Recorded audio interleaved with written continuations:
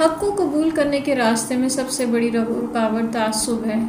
اگر میرے فرقے نے یہ بات کہی ہے تو میں اس کو کبھی ریشنلی انالائز بھی نہیں کر سکتی.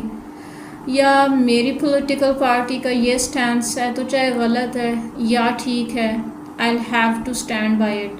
جس کی وجہ سے کیا ہوتا ہے کہ ہم بالکل اپنے دماغ کو بند کر لیتے ہیں. ہم نہ سوچتے ہیں, نہ تدبر کرتے ہیں, نہ غور و فکر کرتے ہیں, نہ حق کو قبول کرتے ہیں, نہ حق کو پہچان کر سکتے ہیں.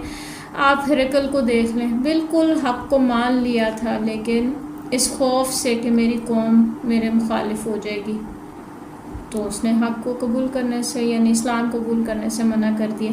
ابو جہل کا مسئلہ کیا تھا؟ وہ یہ کہتا تھا کہ مجھے پتہ ہے کہ یہ جھوٹ نہیں بولتا, لیکن اگر میں اس کو نبی مان لوں تو میرا ٹرائب وہ تو نیچے چلا جائے گا اور بنو ہاشم کی جو مناپلی قائم ہو جائے گی اور وہ اوپر زیادہ عزت کے قابل کہلائے جائیں گے, اور ہم جو ایک طرح سے ان کے ساتھ کب سے کمپیٹ کریں, کمپٹیشن میں لگے ہوئے ہیں, تو ہم تو پیچھے رہ جائیں گے.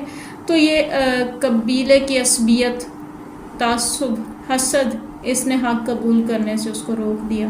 تو ہمیں بھی دیکھنا چاہیے کہ ہم کسی کو صرف اس وجہ سے سنتے ہیں کیونکہ he belongs to the group that I believe in, that I endorse, یا پھر میں نے کسی کو اس لیے نہیں سننا کیونکہ اس کے ساتھ میرے ویوز یا بلیفز نہیں ملتے, اور یا کہ یہ میرے بالکل اپوزٹ پارٹی سے ہے. تو ہمیں سوچنا چاہیے, سننا چاہیے, ہر طرف کا پوائنٹ آف ویو پھر ریشنلائز کرنا چاہیے, لیکن اس کے لیے بھی اپنی سوچ سے ڈیسائیڈ نہ کریں.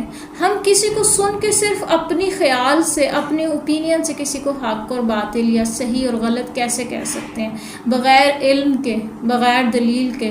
تو دلیل اور علم کے لیے ہمیں جاننا پڑتا ہے, سیکھنا پڑتا ہے قرآن کو, حدیث کو, انٹلیکچولی ہم چیزوں کو انالائز کریں, اسٹڈی کریں. کوئی نہیں تو ڈفرینٹ فلاسفیز کو بھی پڑھیں, لیکن اس کے اندر سے پھر حق کو پہچان کریں.